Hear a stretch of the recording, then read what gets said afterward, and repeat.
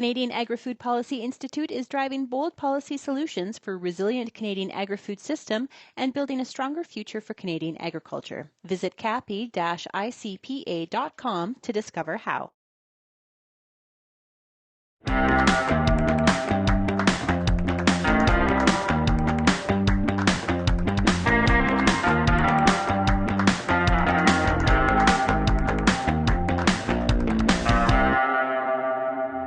The Agronomist is made possible by the Soybean School, the Farm Resilience Mentorship Program, and XiteBio. Excite your crops with inputs from XiteBio Technologies, a Canadian company providing made-in-Canada inoculants and biologicals. Since 2010, they've been helping farmers harness the power of the soil. Let us help you find the best solution and access nitrogen and phosphorus with XiteBio's lineup of inoculants and ag biologicals. Reach us at 1-855-XITEBIO or at XiteBio.ca.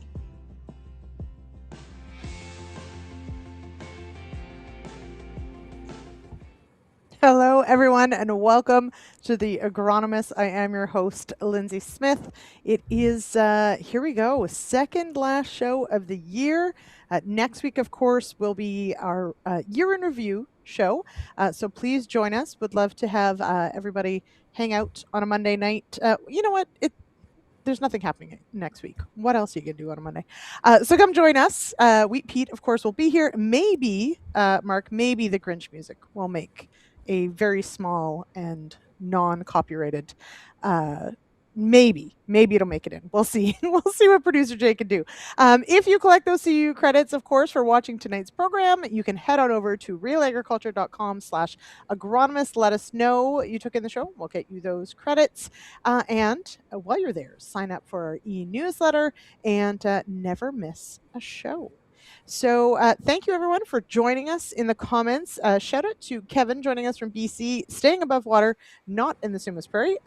So that's good, but it definitely is very wet out that way. Here in the Ottawa Valley, I'm freezing. I've got a blanket on below camera here because that's the kind of weather we've got. Okay, tonight's topic, pretty excited about this one. We're going to talk about soil water, infiltration, compaction, all sorts of really fun, really good things. So let's bring in our experts for the discussion. Joining us, it's Ian McDonald with OMAFA, as I like to say. It's OMAFA, but whatever. And Aaron Daigh with the University of Nebraska, Lincoln. Welcome here. Okay, Aaron, I'll start with you. A familiar name for some, but let us know sort of what it is you do there, what it is you're working on, sort of your area of expertise.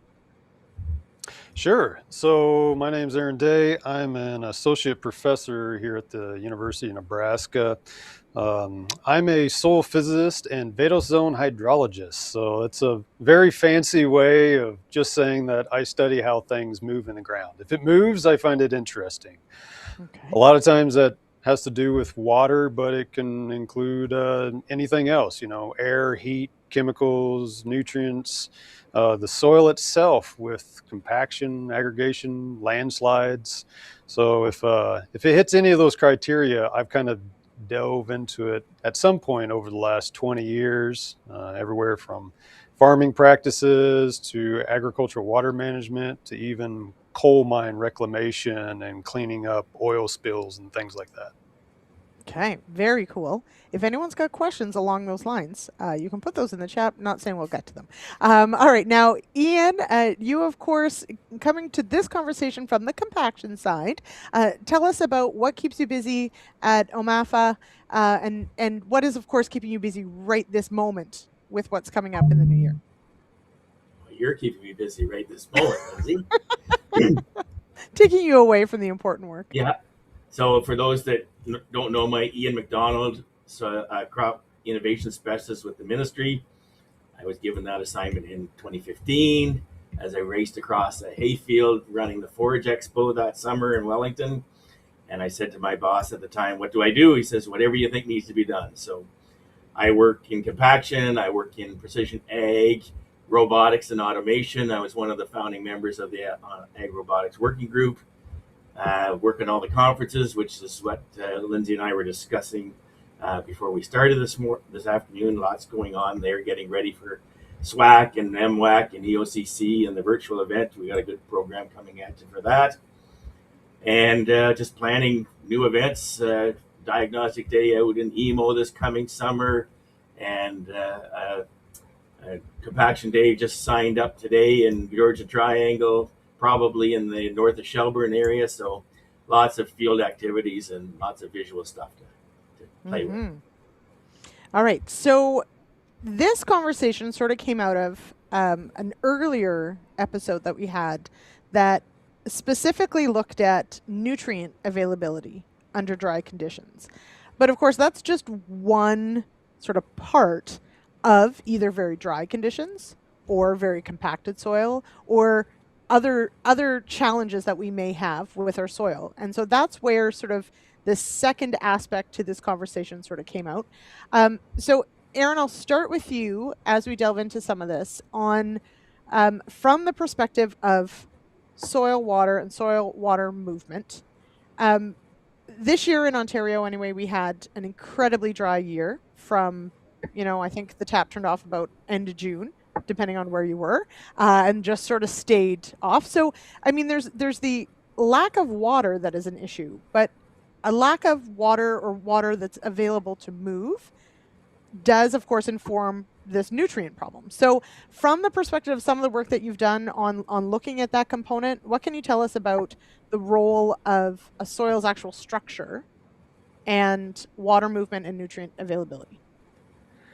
Yeah, so, that's a great question, and I'm glad that you pointed it towards the soil structure aspect there, because that makes a world of difference when you're talking about either particularly dry conditions or wet conditions. It plays a role in all sorts of situations and years that you might come across. For very dry conditions, when you have a soil that's well aggregated, so you think about, all the particles are kind of clumped together, it looks like pea gravel or something like that. When you lift it up, it easily breaks apart, but it looks like they're clumped together, and it's not big clods like what you would see when you run a deep ripper or something through a field when it's really dry and you see basketball size shape chunks come out of the ground, but it's more like pea gravel. Those small little aggregates, they trap water inside of them, and it's hard for that water to evaporate out and get lost either from the surface or to keep draining down. It gets trapped inside there, but it's not trapped so hard to where the plants can't pull them out. So it's these little bundles of water down below the ground that kind of get stored in these little bundles and can remain available to the crop, especially during vulnerable times when you have grain fill and such like that going on, to where you really need to have an adequate supply of water in the crops at its highest demand that's going through. So that's one of the things with soil structure during really dry conditions, the value of it. If you don't have a good structure, then instead of water being kind of trapped in those little spots, it tends to go to where water's wanted. And when the atmosphere is dry and it has a lot of demand, even if it's slow, that water will slowly creep up to the soil surface and start evaporating out. And that's, if it doesn't go through the crop, then it's of no use to that crop. That's right. Yeah. That is a really good point. I like how you put that. That obviously a plant using water to cool itself is also accessing water that carries nutrients and all sorts of wonderful things that it needs. Water that is just moving up through the soil profile and gone is just gone. It hasn't really helped us in any way, shape, or form. Now, Ian, in thinking about this past year and in thinking about carrying this crop through to harvest and where we ended up, I for one was a little surprised the average in Ontario wasn't lower than it was, but that's because I was in the very dry, or on the fringes of, the very dry areas, was not in the middle of it by any stretch. But when we bring that idea of aggregate stability into, and then the compaction discussion, what did you see this year on the compaction side when it came to differences in crops under dry or drought stress conditions? I totally agree with what Aaron said. I think the problem was in our sort of significant area of drought. It was so droughty that there really wasn't that water, right? So even if you had good soil structure and good soil health and all these types of things. We were in such a deficit situation across a good part of the East Central that, it really didn't matter what you did this year. And usually, we never to get it that bad. And those that have, been very conscious of taking care of their soils and stuff like that will see a difference. And you'll see that difference driving down the country roads and stuff like that. This year, it was just a tough place if you were in the middle of that, and yields reflected and everything else. So in those kind of dry situations, you just don't set yourself up for compaction, even with overweight scenarios and poor configurations. And it was, in my opinion, so bad that even if you exasperated compaction in the spring, because a lot of that area that got the bad drought also had delayed plantings because it was quite wet in the spring and they got a jump on it. And again, I didn't travel down there as much as I have the last couple of years, but in the times that I did, I didn't see big differences. Everybody seemed to suffer the same. Mm-hmm. Now, for those of us who were sort of, we caught at least a few extra rains, definitely some big differences, but you're right. When it just doesn't rain at all, everything looks bad. It's hard to necessarily pick out any differences. Now, there are some, and Dr. Dave Hooker is here, saying, not to be confused, infiltration, water infiltration, good. Inflation, bad. Yes. Now Dr. Dave is an economics professor as well. All right. Question, though, on cracks. So in very dry conditions, we do get, of course, sometimes cracks that you could potentially lose a small child in, depending on what kind of soil you've got. Mark wants to know, how much do cracks in clay soil help break up compaction, so help with compaction, or does it just make it into big blocks? So, and that's deep cracks. Aaron, what can you tell us about the role of cracking soil? So when we get very dry conditions, is there a potential, silver lining of some compaction action, amelioration, if you will? Yeah, so for very deep compaction, it can be. You think about tractor weights and especially grain carts and such. Since the 1960s, they've gone up and up and up. And they keep going up too. I mean, we're looking at somewhere on the order of 900 pounds per acre every year increases in some of these pieces of equipment since the 60s. Prior to the 60s compaction issues, it was in topsoil. You could take care of it with a lot of different things, tillage included, but with the sheer axle loads that we have these days, compaction is pushed to a considerably deeper scale than what previous generations ever really saw. And when I talk about deep, I mean, we can get down 2, 3, 4 feet deep on some of these compaction layers. It's well below anything you can mechanically reach at with deep rippers or inline subsoilers or anything like that. It just goes deeper than that. So in those cases, you're looking for some form of natural remediation strategy to lend you a hand if your land characteristics happen to have them. Some of these clay types allow for deep cracking. And as you said, some of these go fairly deep and they have these interesting polygon shapes and everything that they form throughout the field. It could be a half an inch at the surface, but they can go down 4 or 5 feet.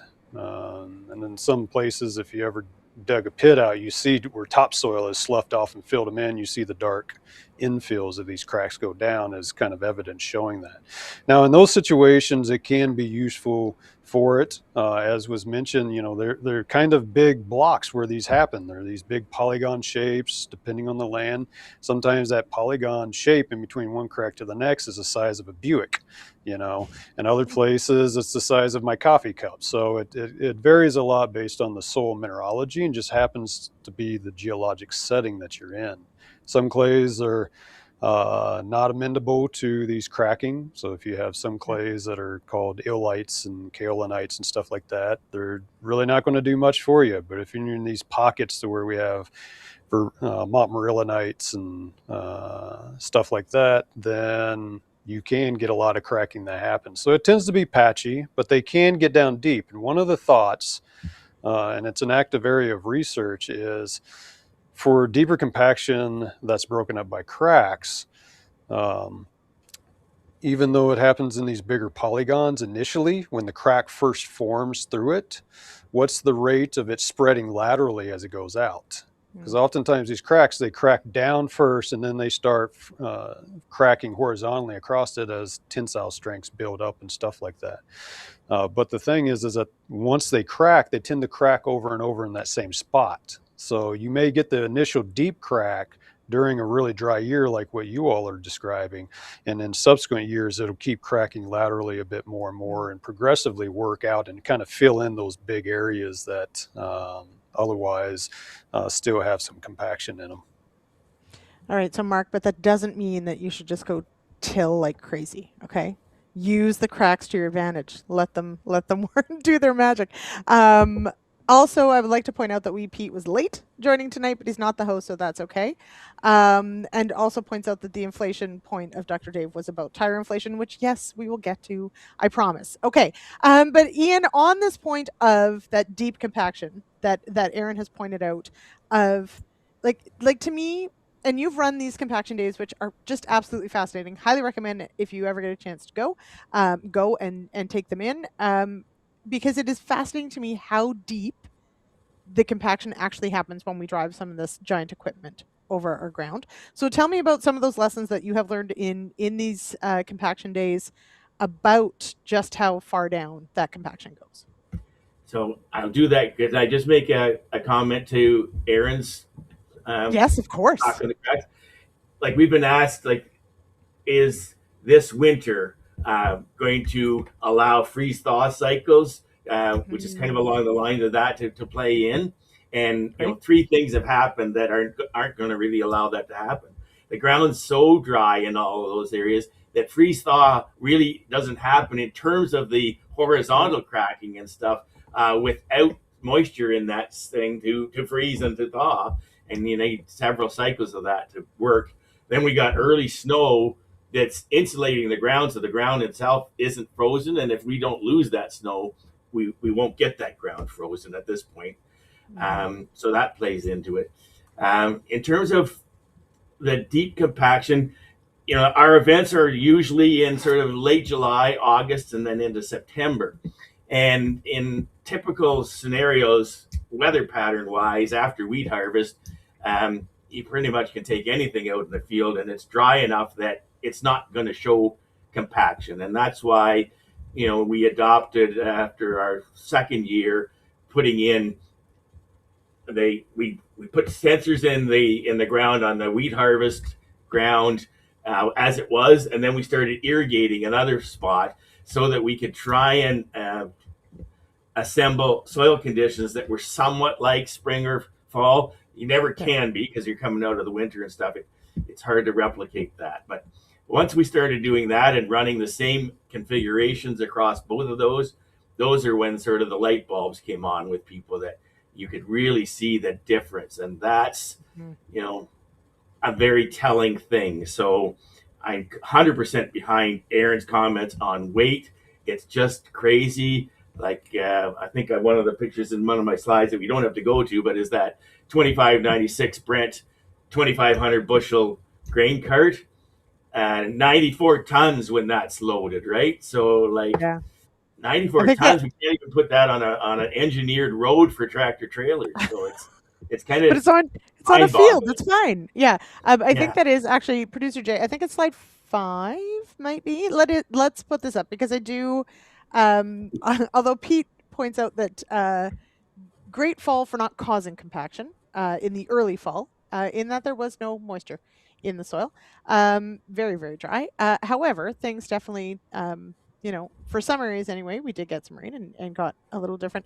It is, so I want to share this, and I know it's an anecdote, but whatever. But I will say, so I spent very late November, I went to Manitoba, so in the Red River Valley. They had a very wet harvest season, so it was also dry and got very wet. There was still some sunflowers out, still some corn out, and I was absolutely just gobsmacked by the size of the equipment still out on the field, but all on tracks. So everything was on tracks, and they were getting those last fields done. And it really was a marvel, I got to tell you, to see that a piece of equipment that size could even travel the fields. Now, not to say that they're not doing compaction, because obviously that's still a risk, but the fact that they stayed on top of the soil in as wet of those conditions, it really was quite remarkable. But that doesn't mean that because we can stay on the surface doesn't mean we're not causing compaction. So, but this is also just, it blows my mind as to the size and scope and scale of some of these things.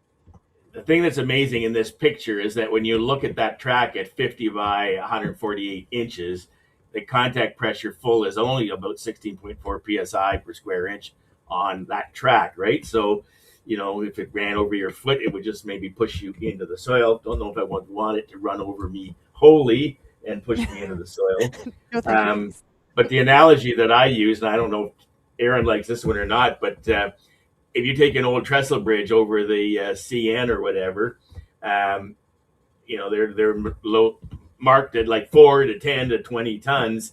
And so maybe we're not causing compaction here, but that weight is going to transfer down because it's that total mass, right? And you put that on top of an old trestle bridge, and I kind of kid my farmers in some of my presentations that, how many people put up your hands, have the courage to drive that thing over a trestle bridge that has a 10-ton load limit type of thing, right? Mm-hmm. And that's not the biggest buggy out there. Now Brett's brought out like a 3,000 or a 3,200. It's just, it just amazes me. And we've got these mother bins now that are just like, it's just, you basically have put wheels on. I really like that. To me, that's the way. It is. You're right. It is. It's a different on the edge concept. Of the field. Yep. Feed it with a smaller grain buggy. Yep. I think that's the way to go, but those things are expensive too, right? Yep. Or having dedicated like loading roads, right? Not on the road, like actual approaches and loading spaces, right? Which is different than, okay, we're squirreling, but that's okay. That's what we do on this show. Now, Dr. Dave's got so many good points, and Dave, I promise you we're going to get to several of them, including the infiltration question, but he has, Aaron, I'll go to you on this one before we go to our read, Jay. Soil strength and soil moisture are related, but are different. Good structure doesn't make dry soil soft, but it changes how soil resists force. I've never really thought about, on this point, I've never really thought about soil strength. Aaron, what does that mean to you? Is that how trafficable it is? Does soil have an inherent strength? This is a concept. Yeah. So soil strength, there's kind of, you can kind of think of soil as the 3 S's, stress, strain, and strength, in a sense. You put something heavy on it, there's a stress on it. It starts giving way and bending or compacting down, that's the strain. But it's only going to bend permanently and compact into something like a rut or something when you exceed the strength of it. So the soil strength is the amount of stress that you can apply before it starts failing. It's kind of this threshold. If you're applying the amount of weight or stress, and you can kind of think of it in like a PSI2 or contact pressure, you can, in that terms, it's if you're below that strength, then it's not going to compact. It's not going to cause any kind of failure to that ground. But once you get above it, it will fail because it simply can't support that load anymore. And as was pointed out, it's a function of water content. It changes with water content, and it's there's a little bit of a interesting nuance, I'll say, is that when the soil's dry, it's very strong. Basically, there's not enough water there to lubricate all the contact points in between the minerals to where they just slip past each other. There's a lot of internal friction, and friction keeps it from failing. It's like trying to take if you got your pair of boots and you haven't tied them yet, and you grab one of the side of the shoestring and you try to pull it out, good luck. Right? There's so much friction going on that it holds steady where it's at. But as you add water to that soil, it becomes weaker and weaker and weaker. It can't handle as much load, so the strength goes down. Now, interestingly, once you get up to very high water contents, it'll actually start getting momentarily stronger, just for a moment. And it's kind of a little bit of an illusion, though. The reason why suddenly it can, and when I say stronger, it's not like suddenly it becomes like a dry soil. It's more of like it's a little bit stronger, but it's because the water that's in it, because water is incompressible. If you drive over it quick, it may not compact down as severely as it would when it was just slightly a little bit drier, because water can't get out of the way fast enough. So you're literally standing on water for a brief moment. Now that doesn't matter. That doesn't mean it's not going to mush out to the sides and everything. And, you know, you see these ruts where there's as much soil mounted up next to it as there is deepness in the rut. That might have been a very high water content situation when it was dry, when the vehicle drove across it. But, you know, one of the things, I bring this up because one of the things I often would run into when I used to live in Fargo, North Dakota for just a little under a decade there in the Red River Valley. One of the common thoughts was, I've got standing water out on the fields, snow melt's done, I'm wanting to get into the fields and do some operations, but I've got spots where there's standing water. I'll wait until I can't see that standing water, and that's my cue to now I can go out in that field. And actually that moment to where you can't see the standing water, it's probably a little bit, it's probably at its most vulnerable for compaction right then and there. You have just barely enough airspace in it for particles that mash together, and the strength is at its weakness. So instead of waiting until just when you can't see the water anymore, give it a few more days to let it kind of firm up. It's easy to jump the gun and get in there, and actually it's just as if not worse conditions to be driving in. Okay, we have to pause there for just a moment. Lots to unpack there. I love when you're ready to wait, just wait longer. Okay, so Producer Jay, let's go to our second read of the night, and then we've got some really great questions to get to on the infiltration piece. Our sponsors tonight are XiteBio, the Soybean School, and the Farm Resilience Mentorship Program. In the face of increasing risk from extreme weather, rising costs, and market instability, agronomist support is even more vital for sustainable production. The free Farm Learning Hub assists agronomists in identifying and implementing high resilience practices that can help their clients improve soil health and boost productivity. Check out the Farm Learning Hub today for free resources, including online courses and webinars. Certified crop advisors can also get CEU credits. Visit farmlearninghub.ca.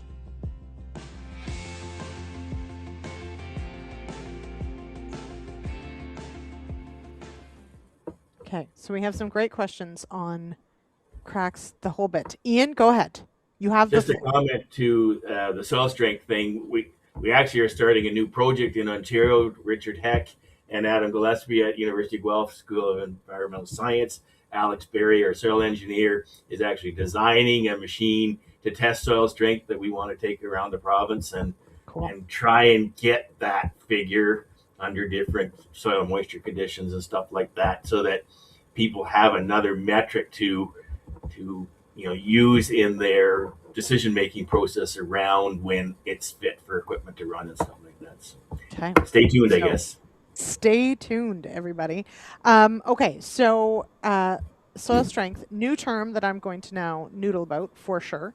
One of the key things to discuss tonight is water infiltration. And of course, water infiltration depends on a lot of things. We've got a clip that we'll go to in just a couple of minutes that sort of compares some different management practices. And Ian, you've got a great slide on sort of what can we do, because there's things that we do that can make water infiltration better, that can make compaction worse. There's all sorts of decisions that we make as farmers or that we tell our clients that can either make some of this worse or work on the longer term to improve these things.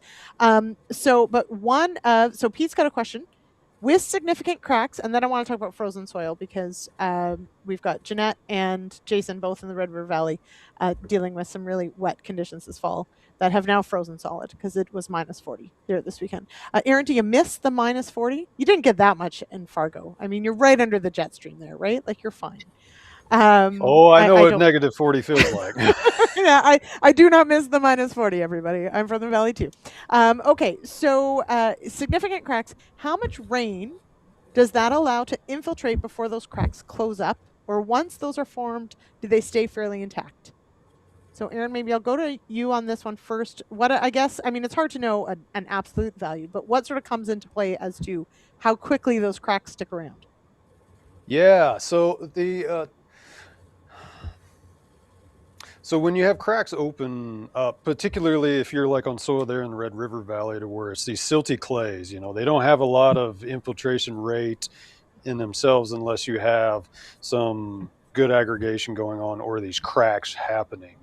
It's if it's just when those clays there get compacted, you're good luck getting 1/100th of an inch per day infiltration rates going into them. I mean, they're next to impervious in one sense. But once you get a heavy rainfall or a big snow melt that does come across, you can get a lot of water that goes down in there. It can be a tremendously fast amount of water that goes down. For instance, one of the things I remember seeing there in the valley is during snow melts, you'd see spots, basically a mini lake out in the field, and it's sitting there, but it's sitting on a frost layer. But as soon as some of those biggest pores melt through, and the biggest pores will be the ones that thaw out first, once one of those ones open up, suddenly that little mini lake's gone within 4 or 5 hours. It drains a tremendous amount of water down. So it can get water down deep into the soil, down into the bottom of them. Now, how fast they close up is something that's, it's not very precise on the number. It depends on the aperture width or how wide the crack is to begin with, and kind of the rainfall rate that's coming along. But I've seen these cracks close up over like a day and a half, 2-day period. We even at one point, we took cameras, the little snake cameras, like what you look at through in your walls and stuff, and we put some of them down into cracks to see how long it took for them to close up there at the Fargo campus. And typically within a day or two, they would close at the surface, but they would remain open below the ground. So it would just be that top few inches that would actually close up. So Ian, this is sort of fascinating for me when I think about, from the Ontario perspective, for those dry areas that exactly that have these, we're very, very dry, very large cracks depending on where you were. I just think about everybody who then works the soil surface, because that's what we do in Ontario. And so then I think about that. It's like, if we've got cracks below, but we smash up the top, do we create like do we trap it there? Like, do we change the water flow so much so that like we really can't get water moving down deeper because we smash up the top? I guess my question back at you, Lyndsey, is what do you mean by smash up the top? From a tillage? Or tillage, yes. Natural. Our friend tillage. No, not natural. And again, I put on my big black t-shirt with the big yellow question mark on the front and "it depends" exclamation mark on the back. Yeah, there's so many variables there. And again, your soil health and stuff plays into that as well, right? Even under those dry conditions. So, there's people on heavy clays in the Napanee area and stuff like that they suffered, but those clays will recover because they've worked really hard to make sure that they are resilient soils and stuff like that. I personally don't have familiarity with what Aaron was talking about with that sort of empty space underneath the sealed soil surface. So I really don't have an answer for you. I've got a thought that I'll suggest on it too, is that if you get these cracks in the fields and you do a first pass over it, and it's kind of chunky when it comes up, and so there's still some, maybe it's not, the crack isn't all the way to the surface, but it's got some kind of little, very wandering pathway from the chunkiness from the first primary tillage pass. It can still get water down into that crack. But once it starts settling, or you come back with a secondary tillage implement with cultivator or something that's more powdered up and that settles down a bit there, that crack underneath the ground is basically a trapped air bubble. You're not going to get water to flow in it. It becomes a non-functional pore at that point. It might allow roots to be able to get in and get down deep through it, but it's not functional for a water flow standpoint anymore until that ground above it reopens it. So this, of course, all brings me back to water infiltration. And why do we care about water infiltration? And there's several different reasons. One, we want to be able to travel across our field when we need to, like during planting, seeding, etc. The other, though, is, of course, we want we need water to be stored in the soil, so we want that water to move in, not off of. But then, of course, there is such thing as too fast, too much water infiltration that could potentially move nutrients out of the root zone and off they go during giant rain events. So there's several different aspects to this, right? We want infiltration, but maybe not so much or so fast into those big pores that we've got nutrients that are traveling along with it. Now, so Jeanette's got a question about frozen soil, and I think this is a really good one. Can you cause compaction once soil is frozen? And this is sort of in reference to, in the Red River Valley, thinking about to depth with heavy pieces of equipment. So definitely, for Manitoba, there was tillage that did not get done because you couldn't do the tillage, the ground was frozen. But definitely there was harvest that had to get done, that got done on pretty hard ground. Aaron, do you have any thoughts on, obviously soil doesn't freeze solid 3 feet down overnight, but can you still cause compaction on quite frozen soil? So when the ground freezes, it does firm up because that ice, has a strength to itself too. But once you get that layer on top that's able to bear the load and not give away itself, even if stress goes down deeper, it doesn't necessarily mean you're getting deep compaction at that moment. Now the problem is that in a lot of these places, particularly there in the Red River Valley, I use this for an example again too, is that you may have patches that are saline or something, where I've seen people get out, they're in the tough spot, especially like in the harvest of 2019. It was horrible for compaction. A lot of preventative crop acres went in that next spring, and you saw people trying to harvest all winter long. But what you would see is that people would be on the edges of the field, they'd get going into it, and then they'd find one of these saline patches and it doesn't freeze nearly as fast or nearly as deep. And so suddenly they're just down to the axles on the combine. Yes. And so the salt patches may not freeze the same. Patchiness and where the snow's at means that also how thick that ice layer is different out there. One of the things that to consider too is that, during the winter, you may have an ice layer that's out there, a frost layer in the ground, but you get there's always these false springs and everything that kind of come along, and you get some thawing on top. And so you can do some topsoil compaction there, but probably the worst thing about it though is that when you have a hard surface, that's frozen surface that's just a couple inches down, and you're driving on top of thawed soil on top of it, you are just smearing and smushing everything out of that soil structure that ever existed, and that sets it up for really bad crusting and really difficult seed bed to plant in the next year unless you go in and really work the ground with a field cultivator or something. I like that smoosh is a technical term in your world, Aaron, because it is in mine too. Ian, you're nodding along. What say you on those spring conditions or late winter? The big difference in a southern Ontario scenario is that we won't get the minus 40 to freeze the soils like that. But I've got a perfect example of why this is a problem. Again, because what's frozen, right? As Aaron was saying, is it 2 inches down? Is it right from the surface? Is it 6 inches down?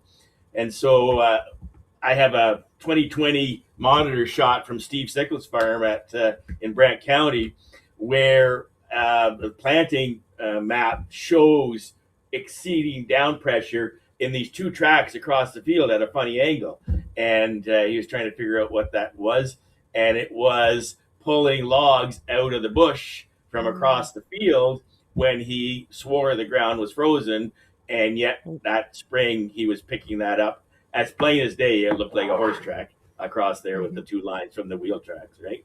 So again, after the fact, he kind of wonders, was it as froze as he thought it was? Right. Or did it become unfrozen because the number of times he drove over it?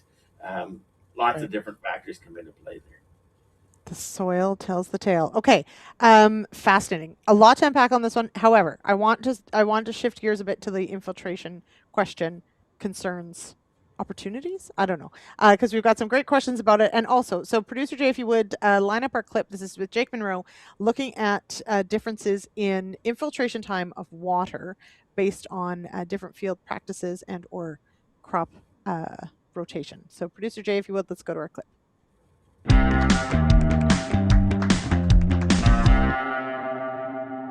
So just again, really simple demonstration, just a single ring of PVC pipe and allowing the equivalent of an inch of water to soak into each of these soils, and you can see really quite a dramatic difference across from the fence row soil, non-cropped, really excellent soil structure, which is what we saw here, to the continuous soybean plowed, very little residue return, some crusting at the soil surface, and we see anywhere from 7 seconds of soaking in that first inch down to 6.5 minutes. But even more importantly, once you've wetted that soil, and if you get an even larger amount of rain, how can your soil perform? Big thunderstorm, maybe get a couple of inches of rain. And again, with our reference soil, 8 seconds for that second inch compared to over 20 minutes. We were just waiting and waiting for that water to go down.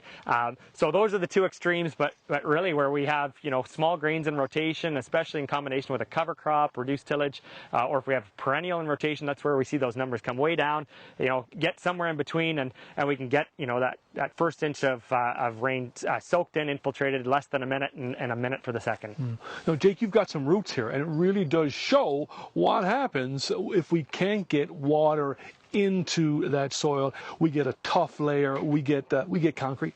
Yeah, so really neat tillage pan that we saw here. So we're located here just on a research range. It's all in corn this year for some herbicide trials, but this is a problem area of this range, and low-lying area. Rest of the crop looks quite good, but right in behind me, are very stunted, nitrogen deficient. And so we did a little digging here at the diagnostic day. We used a penetrometer, a tile probe, and really found some strong resistance when we're pushing down, even just at the 2-inch mark. And so a little bit of more digging out a corn root system. It didn't take long to kind of figure out what was happening. Where we've got horizontal roots, we've basically got a tillage pan or root restrictive layer from continuous cultivation happening kind of on that 2-inch depth, probably in this low-lying area under marginal conditions. Soil not quite being fit enough, some smearing happening, and again that tillage happening year after year in the same location. So night and day difference, and when it comes to seeing these areas in the field, it is often those lower lying areas that tend to be just a little bit wetter, a little bit marginal when the tillage is being done or the planting's being done, where we see these issues cropping up. So Jake, when you talk to growers about what you're seeing here, what's your takeaways here? I mean, they can make significant management decisions to impact water filtration, soil health, and eventually yield. Yeah, so kind of on the short term here, with what we're looking at behind me, I think really a lot of that comes down to timeliness of tillage, and then also kind of varying the depth of tillage so that we're not creating a pan or a root restrictive layer just at the same depth year after year. Kind of from a broader perspective, we really saw the impact today of management. So crop rotation, getting small grains in rotation, perennials if possible, minimizing tillage so that you have connectivity from the top of the soil down to lower layers, so that when you get that big rainfall and we need it right this time of year, you can capture as much as possible of that rain, get it to the crop where it's going to contribute to strong yield.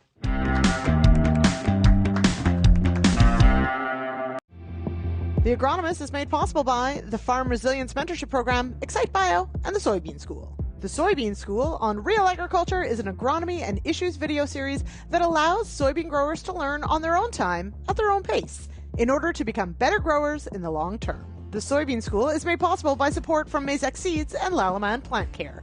Learn more at soybeanschool.com.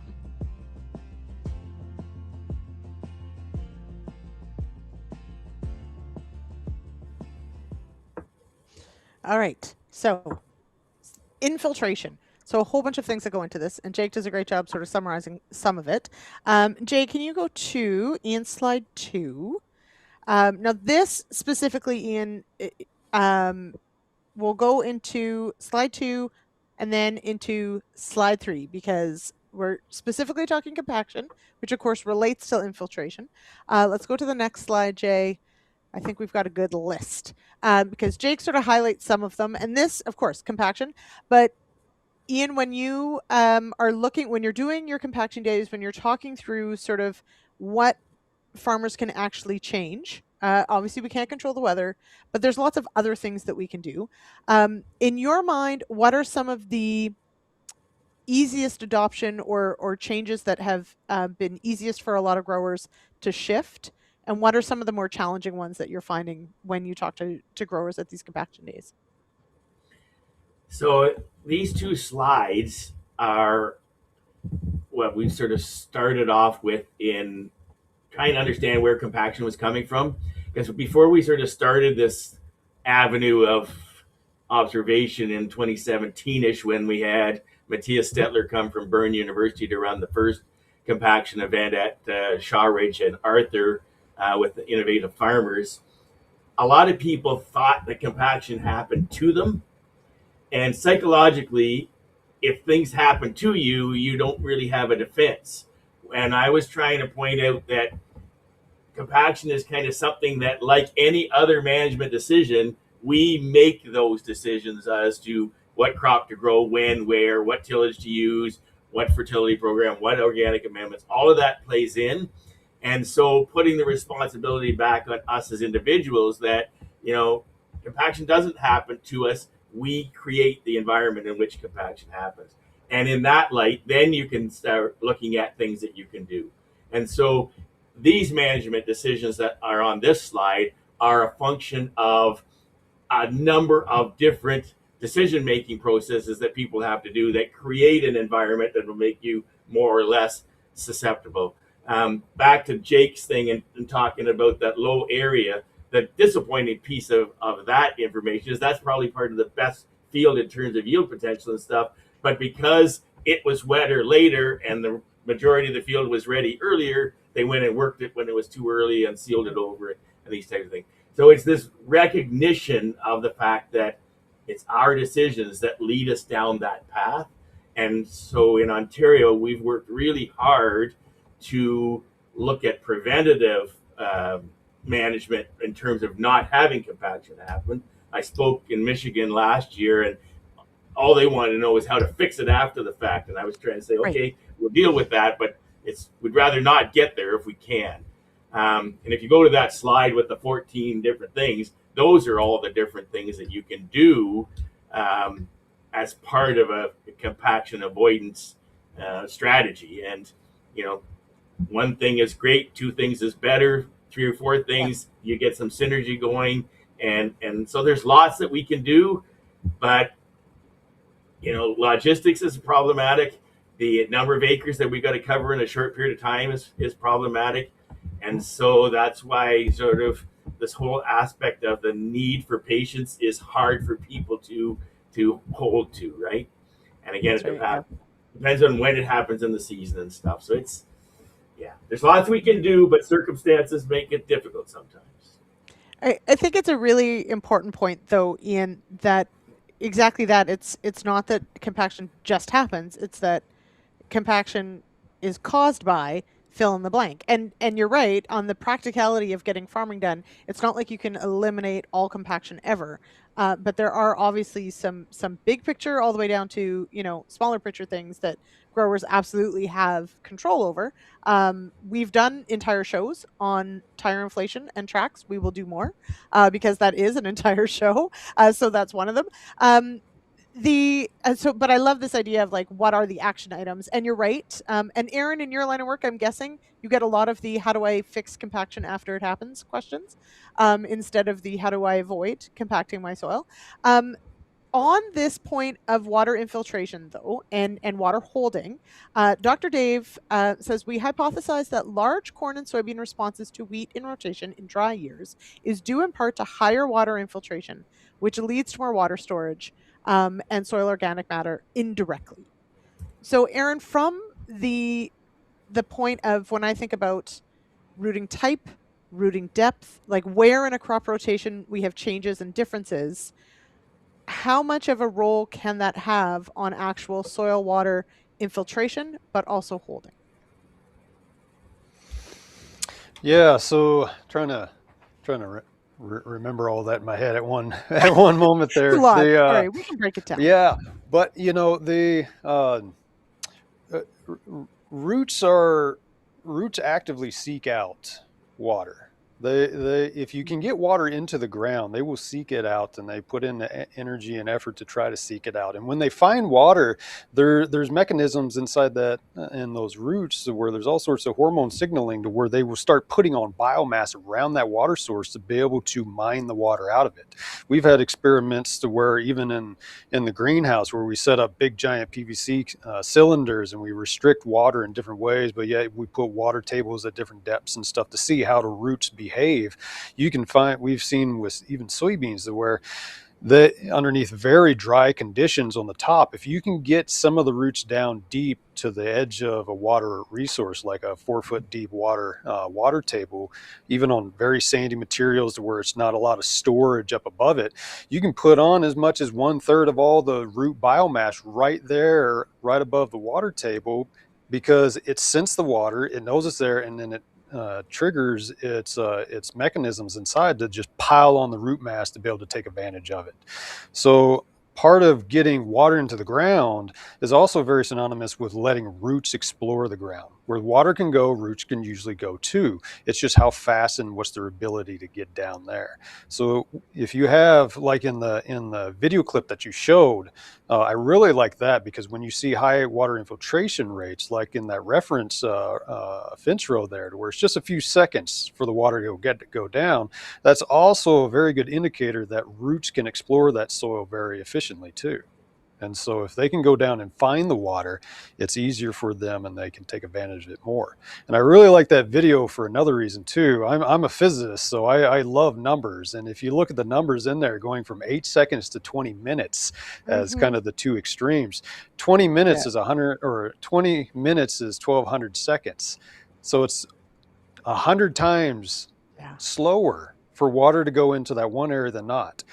And I bring that up because if you look at one thing that you can't change on your field is the texture of your soil. If you have a sandy soil, you have a sandy soil. If you have a clay soil, you have a clay soil. You can't do a thing to change that. You are stuck with that. And obviously, those have very different rates to which we know that water can go in. If you look at those extremes, especially on the wet end, when you're talking about infiltration, usually they're 2 to 3 orders of magnitude difference. So 100 to 1,000 times difference. That's a great demonstration how management itself can still get you upwards of 2 orders of magnitude change in water infiltration. So you can't change the texture of your field, but through management, you can create structure that will mimic as if it is a different texture in that soil, and how you can get water down into it. Yeah, what I love about that comparison is not just the original infiltration, right, but also the second wetting, because this is one of those things that, you know, when it's very, very dry and you have a hard rain, I mean, right, we always want that gentle, slow, soaking rain to sort of let everything percolate down and we can capture all that rain.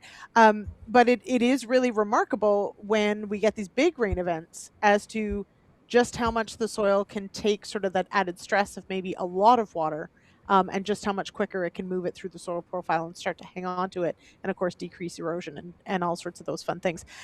Kevin would like to add, now Kevin's in a different world, everybody. He's in the Fraser Valley out in BC. Compaction just happens, air quotes are his, when you get 50 inches of rainfall between October and April. Kevin, I don't know how you guys do it, so hats off to you.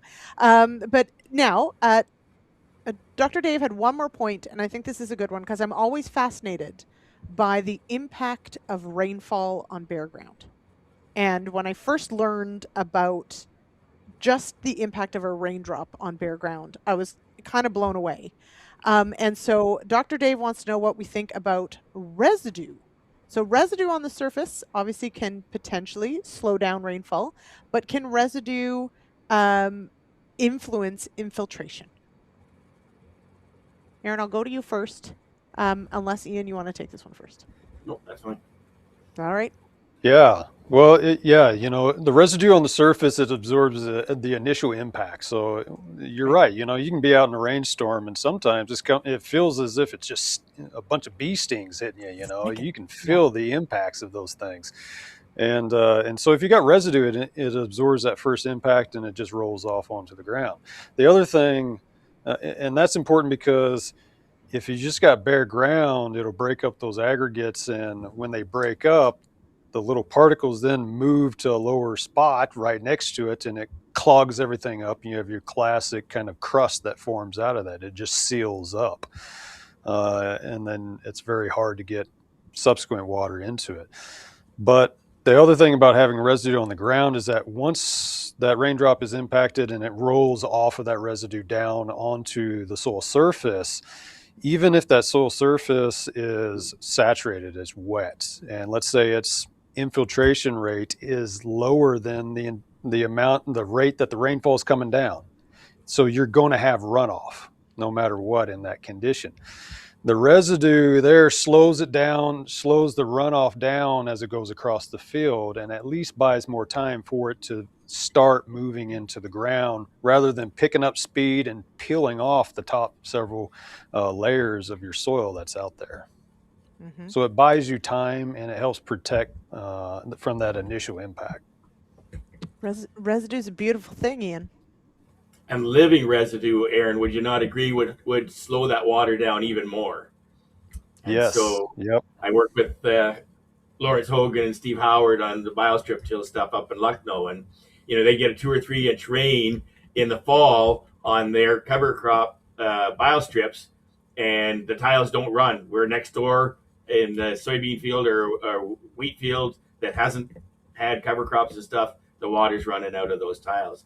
And at the same time, you go out in that living cover field and you walk on it, and even though it's wet, it's going to carry more weight without a compaction problem than those fields that don't have either that dead residue cover or, even better, the living cover. Mm-hmm. Roots do amazing things. Sean Schill, farmer, also artist, who has been on this show and shared his artwork with us. I'll show you guys that later. It says compaction failures can happen with a single decision or event. Reversing that failure takes multiple years to fix. Easier to not have to fix if you learn to not create the problem. That's very Confucius of you, Sean. I'm going to put it on a shirt. It's a little wordy. We'll maybe edit it down just a little bit. Producer Jay, can you go to slide 6 of Ian's, please? I think this is a good way to sort of wrap up this conversation. I really like this slide, Ian, in that we've got a whole bunch, so 14 different options potentially to try and decrease our compaction. Why do we want decreased compaction? Because it's hard on things, and we want our water to infiltrate. We want that water to be available. Aaron, as you said, if a root can, if water can get there, a root can get there, and that's what we need. But I really like this 1 + 1 + 1 is 8. Ian, walk us through a little bit of that mindset. I think that dovetails in well with what Sean was saying about, one bad event means trying to fix it. How can we avoid it? Well, just to tell a little story on Sean, we had the first compaction day at his place, and I remember we built a lasagna pit, and as we were running equipment across that lasagna pit, Sean came out, and he was very stoic about watching what was going on. And I think, Sean, that one piece of that one event really changed your mind on some things around how you were going to approach preventing compaction and stuff. And again, that's what those events have been so good in terms of the light bulb moments for people, right? So I've got tile drainage at the top of this one in terms of water management within the system. And I think that's the first one. Beyond that, I don't think there's as much priority to the order here. It's the cumulative aspect, right? Is that one or two of them are going to help you, but as over time, as Sean was saying, and others, if you can build multiple BMPs or whatever you want to call them into the equation, it just makes your soils that much more resilient, right? And less tillage and more living cover crops or living crops in the system all the time just creates this environment that's able to, one, take stress, two, recover from stress, and deal with things more resiliently. And it's the idea of the bed frame, the bed springs, how many times they're going to bounce back? Well, if you're sleeping on a 40-year mattress, you're not having near the comfortable sleep that you have if you got a new mattress. And so we're trying to create that new mattress all the time in our fields. Mm-hmm. Mark says, and I think Pete would probably argue this, number 14 could be number 1. But you know what? This is what debates are for, Ian. We can have this argument. Yeah. And great show The of the reason debaters. the reason I don't have it there, Lyndsey, is that I find that people run out of patience pretty quick. Yes, And it's true. it's so if we and again, it's everybody's got different circumstances and stuff, right? So I get that, but yes, it could be a lot higher if we were able to hold on to it. And it's problematic because again, it depends. Yes, the eternal it depends. Aaron, have you and Pete asked this earlier on, and Ian, feel free to weigh in on this one too. We do at times we see controlled traffic here, not nearly as much as we see it in places like Australia, et cetera, et cetera. Aaron, do you have any thoughts on controlled traffic? Does it make sense in certain situations? I mean, I get the concept. What are your thoughts on controlled traffic? Is that the way we should be going? Yeah, the controlled traffic makes a lot of sense because most of the damage happens on that first pass. The second, third pass, it's minimal compared to that first one. The thing with the controlled traffic that's difficult with equipment getting bigger is with bigger equipment, you're getting larger tires, you're getting multiple tires that are being stacked on there. And so when you have different arrangement of tires and sizes and stuff, it's hard to drive in the same spot because some of these equipment, especially, you're running on some of these tractors and grain carts and stuff, they're covering 60% of the ground that they're covering across. Once you put enough tires on them, especially if you're getting into triples or something like that, you're covering so much of the ground. There is one thought to where,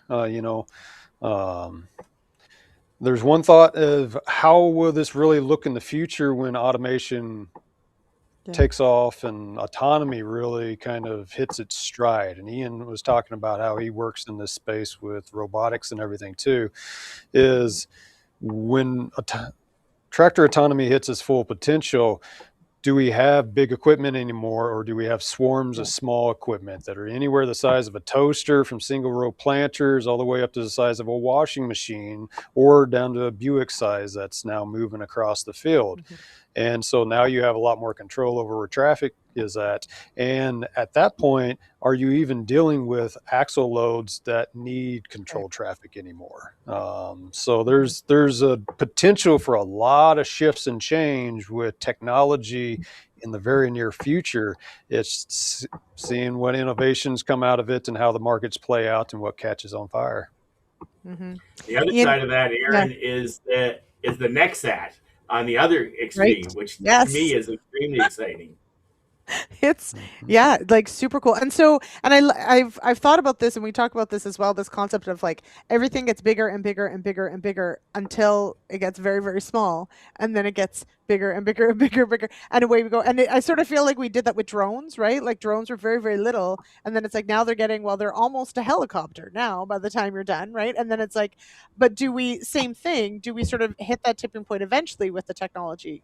That we go back to smaller but more, because my question with and to the point on controlled traffic, because equipment, I mean, why do we get bigger equipment? It's for efficiency, right? You can cover more ground in the same amount of hours. So if you're limiting your tracks, well then, or your equipment size, you're potentially limiting your efficiency. So does autonomy start to answer that question? I think is really cool. So there you go. That's another whole episode. So thank you. That makes for a great episode when I have the next one already lined up. So there you go. So Mark says that, Ian, if you get me a NexSat, we'll test it in the hills. I would like to see it on the hills. I feel like it's very much for the open plains. But you know what? Give it a whirl. They have different sizes, right? So that's true. Yeah. Yeah. Okay. Well, try it out. Mark says he would do it. So there you go. Okay. Yeah, there you go. Okay. Thank you both. This has been absolutely fascinating. We're out of time. Really appreciate it so much. This has been a great conversation. There's so much to unpack here. So as Ian told me when I asked him to do this, that's about 6 shows in one, he said. But we managed to cover at least some of it. in an hour. So I do appreciate it. Aaron and Ian, thank you so much. I know it's a busy time of year, so I appreciate it. And thank you everyone in the comments. Such great questions and insights. I really appreciate all of you joining me here on these Monday nights. And a reminder, of course, next week, December 22nd, year in review, 8 p.m. Eastern on YouTube, and of course, realagriculture.com/agronomists. Check it out. Thank you, Ian. Thank you, Aaron. Cheers, everybody. Have a great night.